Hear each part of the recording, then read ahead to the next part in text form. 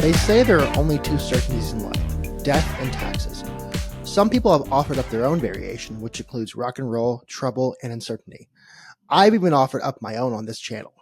But in truth, there's only one certainty I can add. Lane Kiffin is going to leave.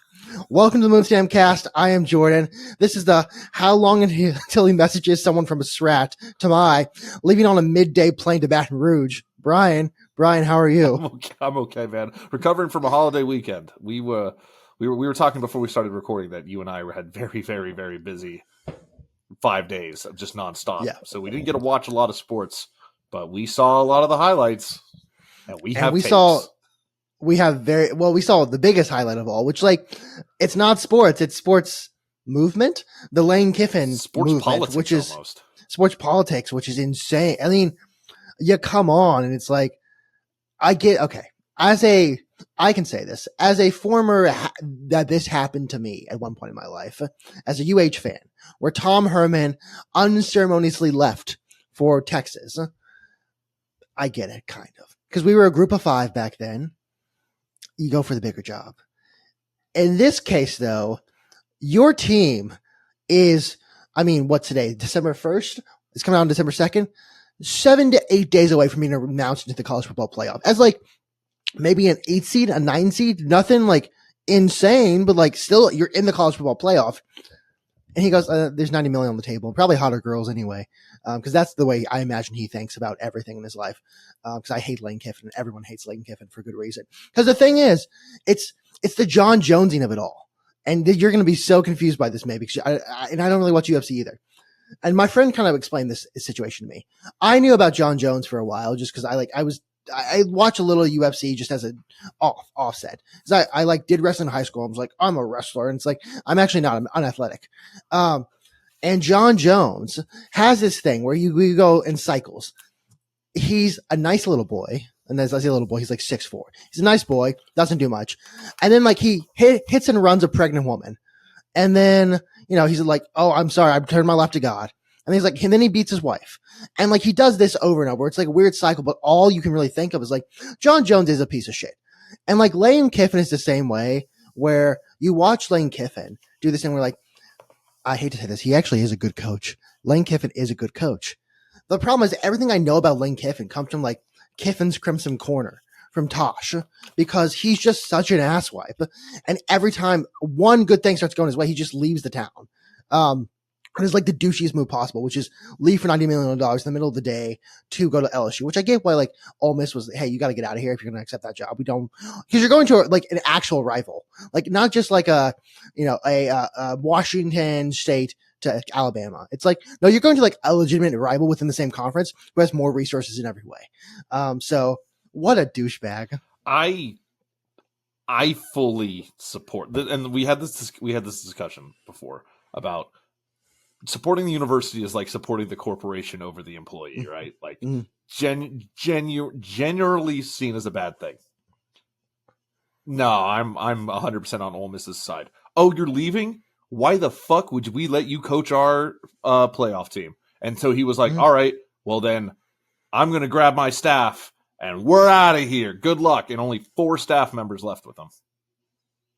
Good for them. This isn't in the NFL. I think it's less frowned upon to just get up and leave a team like this. I don't know if it's really happened as much, where it's in the middle. It's not the middle of the night. Lane Kiffin has done before Tennessee, but it's the middle of the day, and it was an ongoing saga where I went up to my family's on Saturday night to have a gingerbread house building contest.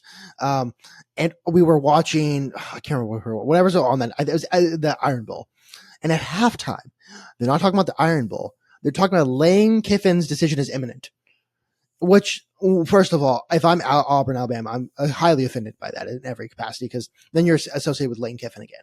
Lane Kiffin's now taking over your news cycle yet again. But 2, if my coach is, and he posted a whole thing about how their AD wouldn't let him coach. He had to leave. Yeah, you probably should leave. You have not only the sensitive documents of everything that's going on behind the scenes, you're kind of fucking up, because the sooner you get out, the sooner they can rebuild everything. And there are going to be recruits who go, well, Lane Kiffin's not there, I'm going to go to LSU. I think the number one recruit in the nation had to post a picture with Lane Kiffin and said, "Welcome to Go Tigers." So it's like, it's just he's such a shitty person. He like couldn't hold, like he couldn't.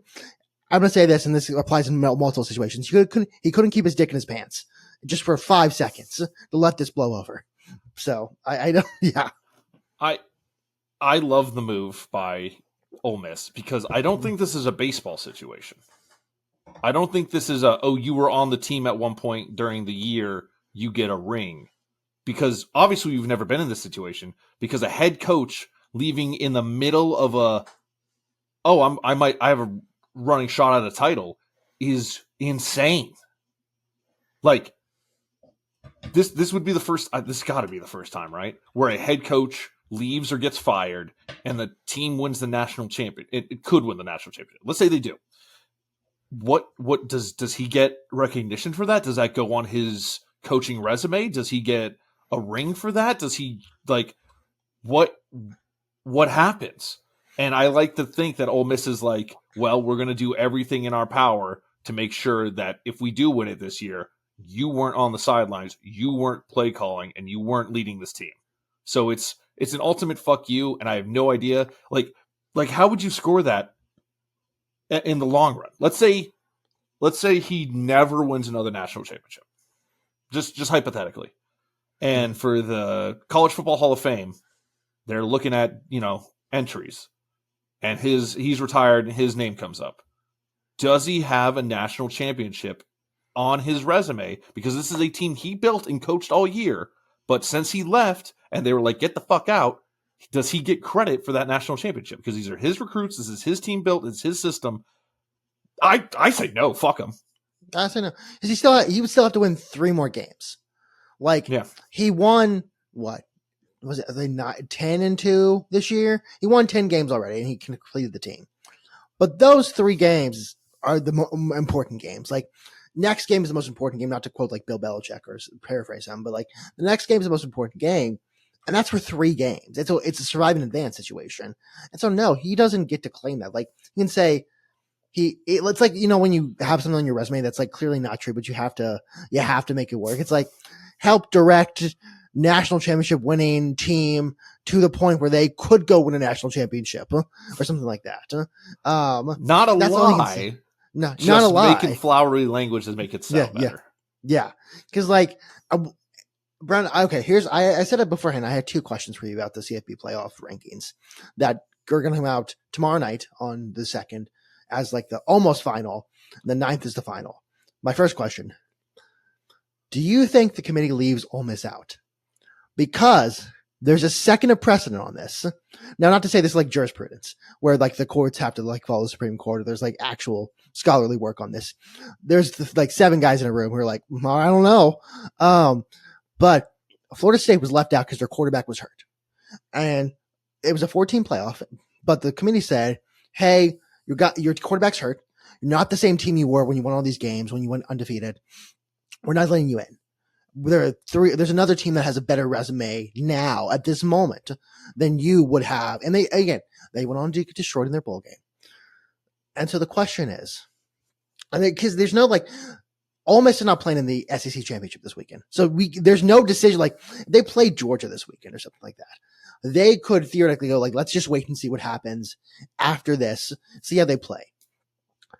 Do you think the committee leaves Ole Miss out? Because I think there's not a horrible chance they do that, especially with the field that's going on right now, where there's and we can go through the field, but with the field right now, they're looking to cut someone for good reason. Ole Miss might be at the top of that right now. No. You know who's on top of that right now? Notre Dame and Miami, because you cannot. They do not want to put Miami in. It feels like, because they have 2 really bad losses. Yeah, and you can't put Miami in you can't put Notre Dame in without putting Miami in, because Miami has the head-to-head. Look, I know it's 2 for different teams. I know that was the beginning of the year, but head-to-head has to matter. Or why play the games? It's like the same reason why if Alabama loses the SEC championship, and you're a 3-loss team now, so you're not getting into the playoff. Why the hell would I ever want to compete for a conference championship, if there's a chance that I'll had an extra loss will kick me out of the thing. What I'm trying to say, this is a long way of saying, no, I think Miami, I think BYU, and I think Notre Dame are going to be your first three out. And that sucks, but it's how it should be. If you cannot, this is about Ole Miss still, I promise. You cannot put Notre Dame in without putting Miami in. They don't really feel like they want to put Miami in because of their two horrible losses. And BYU is probably going to lose to Texas Tech this weekend, and that'll put them out too. So I think with those three taking a back seat, I think Ole Miss will get in. So I think you're much more optimistic about the fairness of the committee than I am. I just don't trust large entities like this, and also I think it's full of whoever the Arkansas ID is, whatever his name may be, because I forget all the time, which is probably a good thing. He's come out multiple times and had like conflicting statements that make zero sense.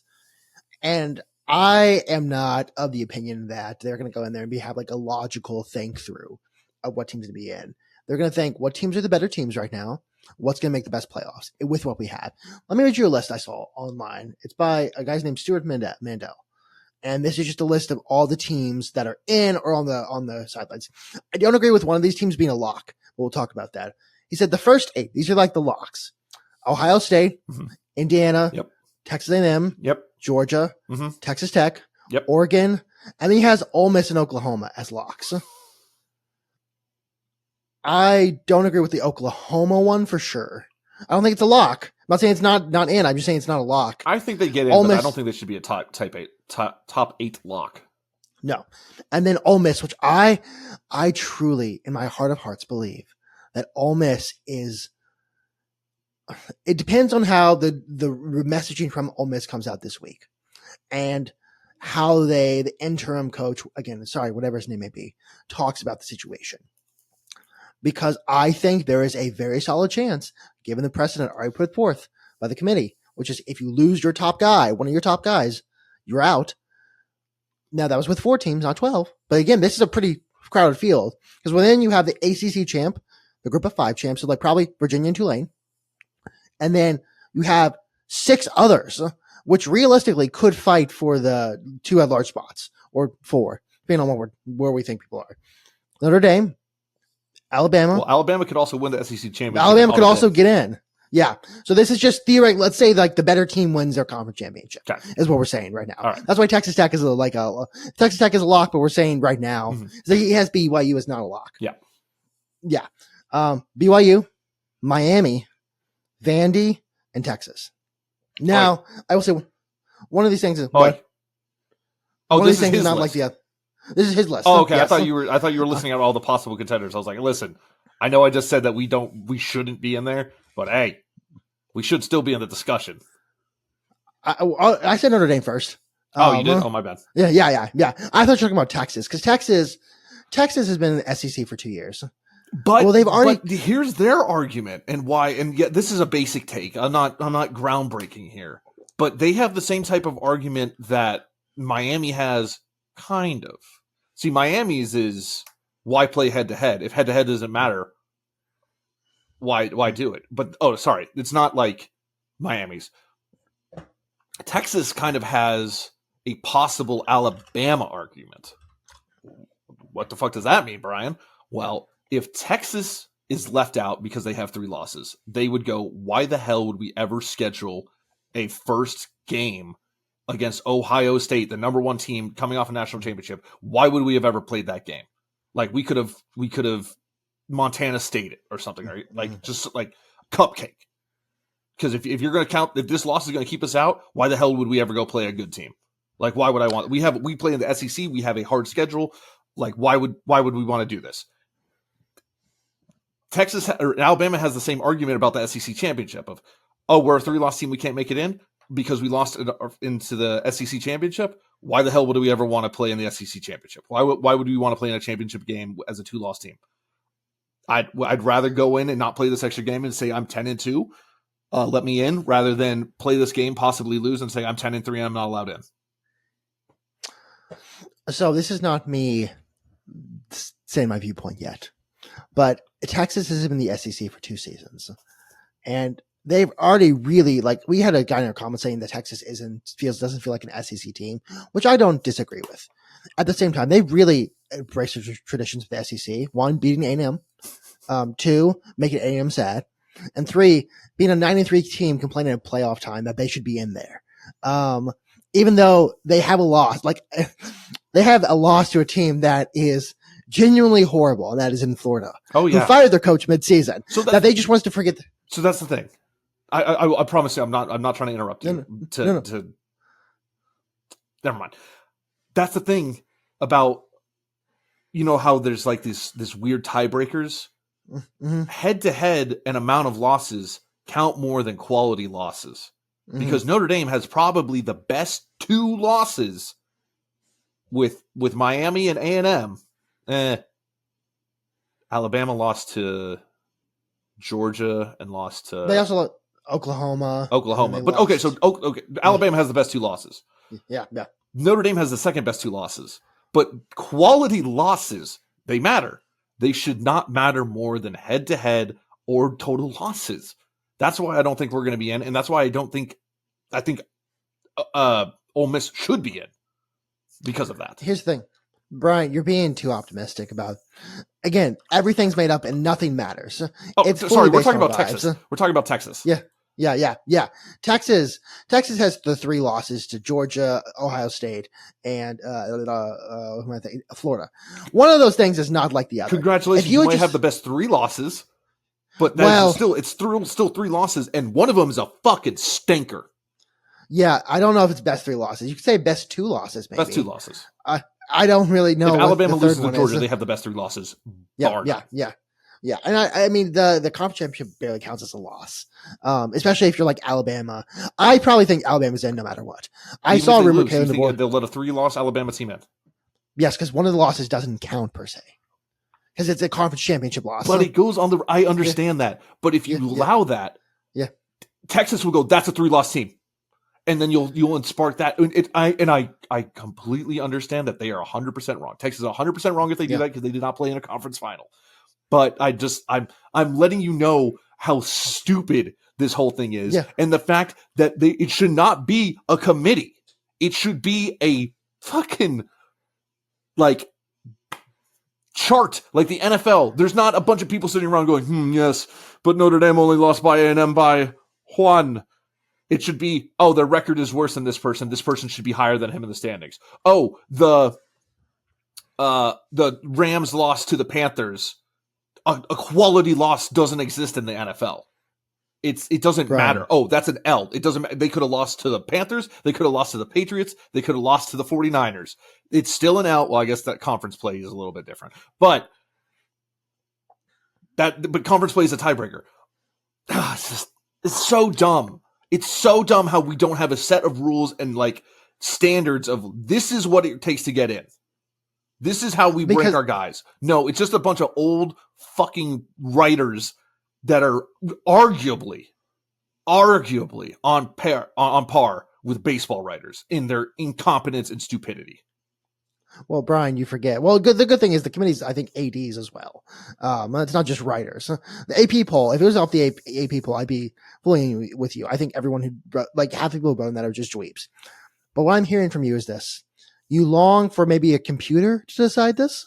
Maybe pick 2 teams to play in a national championship game? No. I still want the playoff. I still want the playoff. The computer can pick 12 teams. There you go. Yeah. I still want the playoff. The playoff makes it fun because anything can happen. Hey, those 12 teams are in. Hey, gloves are off. It doesn't matter. Computer can go fuck off. Now we're going to play the game. But I don't think Notre Dame should make the playoff. I do think Ole Miss should. I do not think Texas should.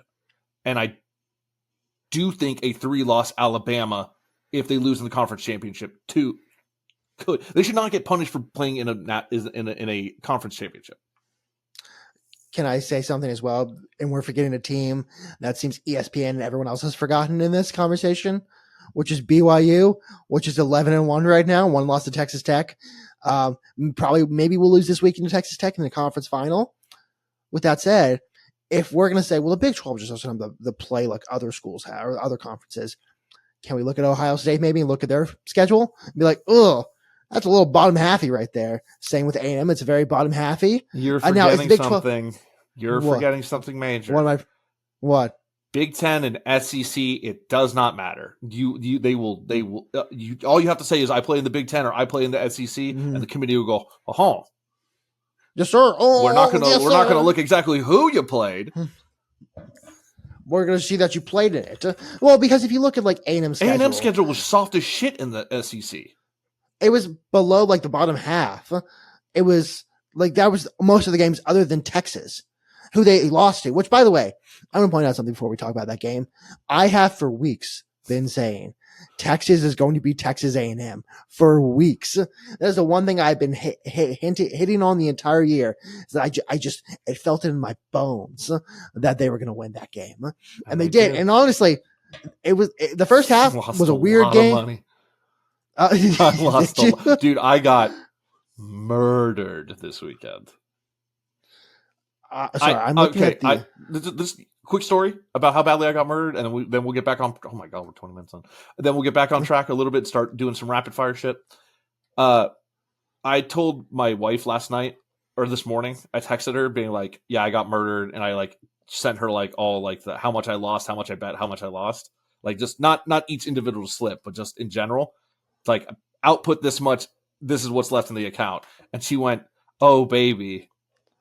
Hold on. I gotta read it. And I wanted to jump off the nearest cliff.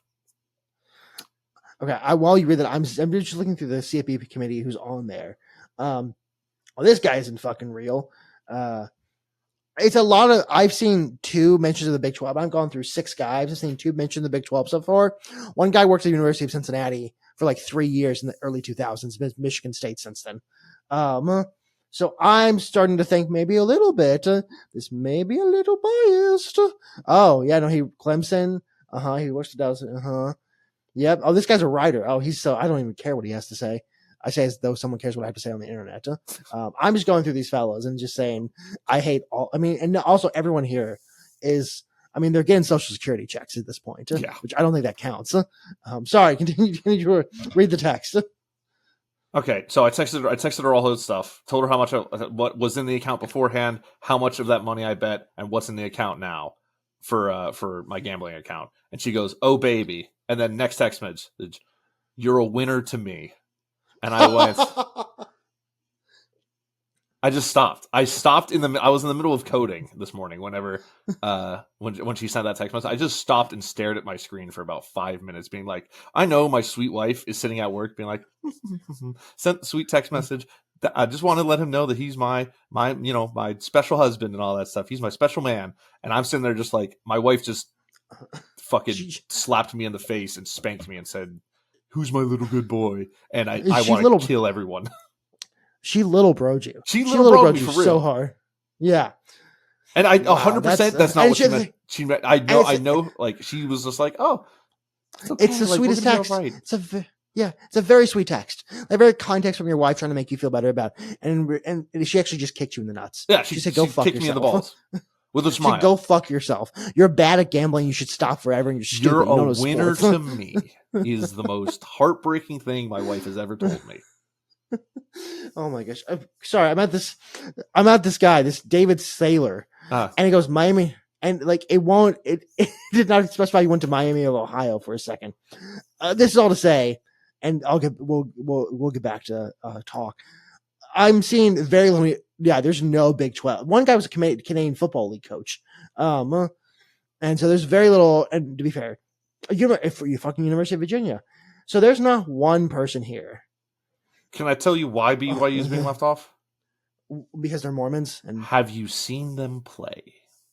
Yeah, that's very fair. That's very fair. There's a wonderful thing called the eye test. That is what's keeping Notre Dame afloat, which like I said, I think we're a sinking ship.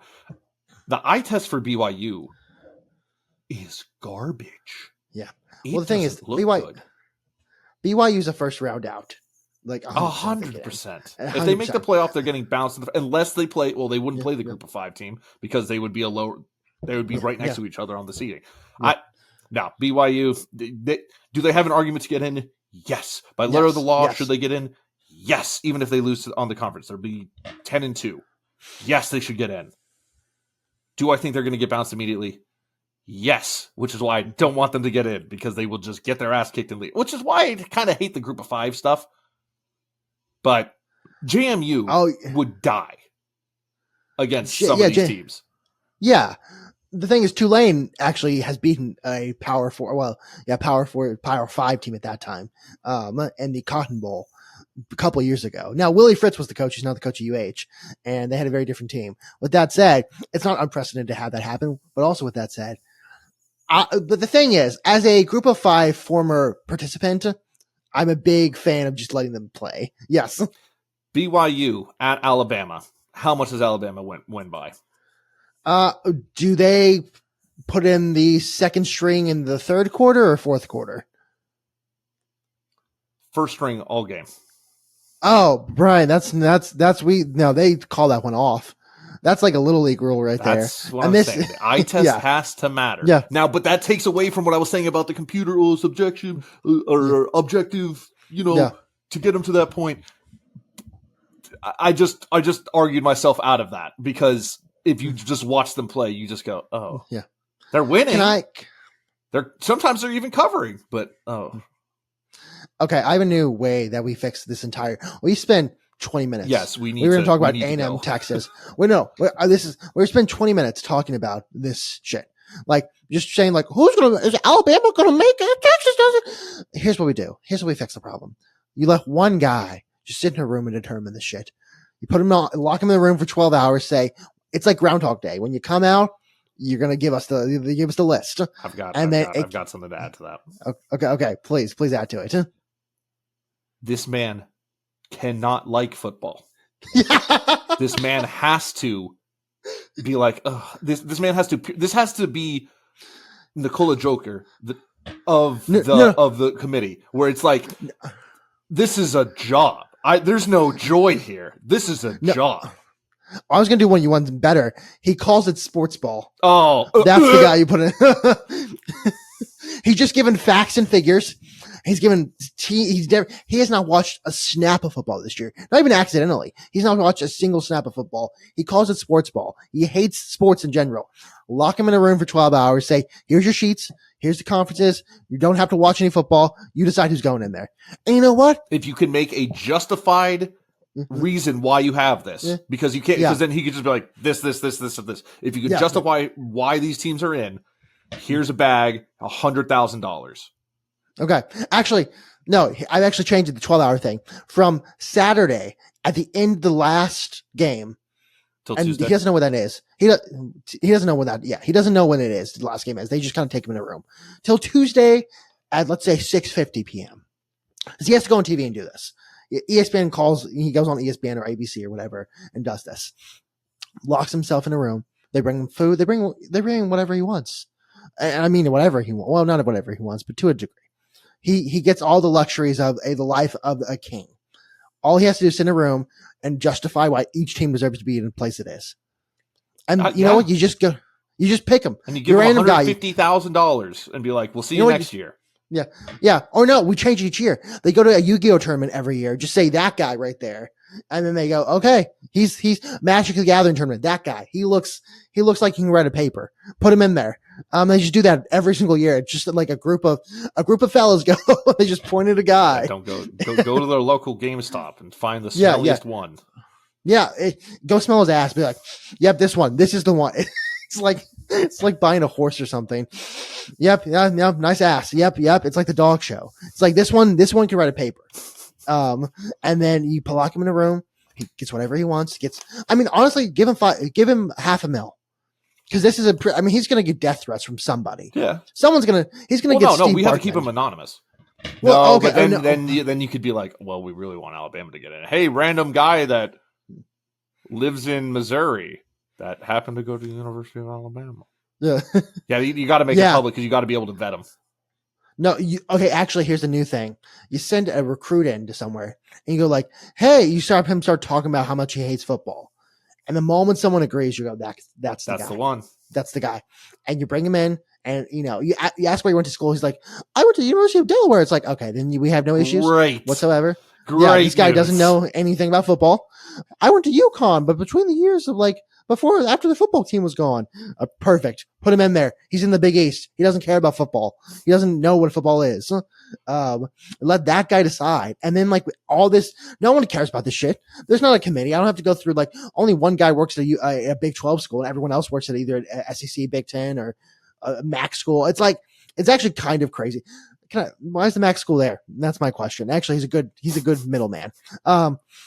Yeah, okay, that's a new BCS plan. We're at 30 minutes. We're not going to talk about anything else. No, we could do some rapid fire. We can go 305. Okay. Let's do this. Let's do 5 minutes worth of this. Okay, and we'll move on. Sounds good, and then we'll wrap up. Okay. Texas A&M. Funny. I think everyone complaining about ripping the head of a stuffed dog is kind of funny. Because they include Texas in every song they sing. So it's kind of, it gets to a point, fellas. That's my one note there. CTE Arch Manning has been a delight, and who knew just getting your shit rocked would correct him. I don't think he can go to the draft this year, but he should. Shouldn't. Even if he can, he shouldn't. But because he should return to Texas next year, because that there's been a lot of ups and downs. That being said, if this Texas somehow sneaks into the playoff and wins it all, then you go. Well, here's my question: did he redshirt ever? I don't think he did. Yes. Did he? I don't think he redshirted. Because I don't remember ever hearing anything about that. Now again, because he played. Yes, Artie Manning redshirted his true freshman season 2023. Playing just 2 games. So he played 2 games, but that's under the threshold, so he can he freshman or he redshirt. And redshirt freshman. So he's a sophomore. He's a redshirt sophomore. So I don't think he can go to the league. Okay. So he's not league ready yet, huh? I don't fucking know. I don't know how that shit works. Okay. Well, who cares? Huh? Well, he's not going to the league. He's not going to the league anyway, so it doesn't matter one way or another. Rapid fire Texans. Will they win the AFC South? Is that possible? It'd be interesting with Jacksonville because we split with Jacksonville. Jacksonville is currently number 1. We need to damn near win out. Yeah, because I think Jacksonville has a pretty easy schedule. I don't think the Colts have a very hard schedule. We need to beat the Colts again. Which by the way, this defense, man. Yeah. Defense. This team is not going to win a Super Bowl. It could win a defensive Super Bowl if it was just the defense playing only. This defense is so good. If they keep them under 16 points, okay, you just got to score 2 touchdowns and 2 field goals. That's all you need to win. Even 1 field goal. Give me a touchdown and a field goal. Actually, that's 17. I'm stupid. 2 field goals. I don't do that. No, that works. Touchdown and a field goal will work if they keep them. Oh, yeah. I mean, it's not that. Can this defense do it every single week is the question. Honestly, they've done a pretty good job doing it so far. So I am not. Do I think the Texans are going to win the AFC South still? No, only because I'm a pessimistic person who has seen this before. I've seen hope happen before, and the Texans organization never goes well. With all that said, like, maybe let me. There's a path. You know what? There's a path. There's a path to play. I'm pretty sure we control our own destiny for making the playoffs. Winning the AFC South, we need some help. Yeah, I think. I mean, let me. I'm pretty sure it's because the Chiefs lost this week, which by the way, I think I said in my when we did the dueling things, I said it was an L this week or a W this week. What I meant was L, but you see if my numbers, it adds up to an L. But yeah, I mean, Chiefs. I don't know. Like, who else is standing in the way is the question, and I'm looking that up right now. Jacksonville and Colts are both technically in the way. Yeah, one of them will take the AFC, the other one will take a wild card spot, unless Jacksonville drops off or the Colts completely implode. But so that's one wild card. The Bills Patriots is going to be a wild card. I'm sorry. Texans are now on the bubble as the 8th seed. Yeah, finally, huh? And the Chiefs are the 10, which we have a 62% chance to make the playoffs. No, that's what I'm saying. We control our own destiny. If we don't lose another game, we should be in the playoffs. Even if we lose a game, we should still be in the playoffs. Yeah. And I think we went through it. I think we were pretty pessimistic in our looking at this, and let me just look. I believe Chiefs. It's a win. That's a win. I'm just saying that's a win. Chiefs next week. Cardinals, Raiders, Chargers, Colts. That may be 5 W's. Chargers and Chiefs are the two. Chargers, Chiefs, Colts. If we can win 2 of 3, we're in. Yeah, and which I obviously think we have the to Colts, beat the Cardinals and Raiders, but again, I don't. Colts, I think the Raiders are the worst team in the NFL. So, well, remember Colts last week. It's their last week. If they're locked in the playoffs, they're not going to play hard. No, they don't want anyone to get hurt. With them losing now, it could be Jacksonville versus them. Who wins the AFC South? Yeah. Oh yeah. Well, so it depends on who. There's some things that have to happen to get there. But we'll see if we get there.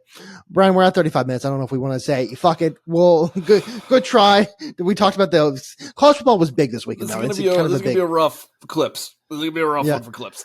Well, it'll be figured out. I'll try my best to get at least 3 out. Intro and 2 more. It's just the problem is we talked about the same topics. Yeah, it's the main topics right now, which are who's making the playoffs. Yeah, which that'll be okay. It will be fine. Brian, where can the people find you? You can find me. Oh my God, I just interrupted you. You can find me across all social media at Auricpolaris, AURICPOLARIS, especially at twitch.tv/Auricpolaris. Going to stream some more Elden Ring this week. Jordan, where can the people find you? Find me at Jordan Stotts on Twitter and across all platforms on Moonstamp Sports. Thank you so much for listening. Please like, share, subscribe, rate, comment, whatever you can do on whatever platform you're listening on. And we will see you on Friday. Or I'll see you on Friday. Oh, yeah, it's a solo pod. Jordan's going to do a solo pod on Friday. See you guys next time. Well, I won't.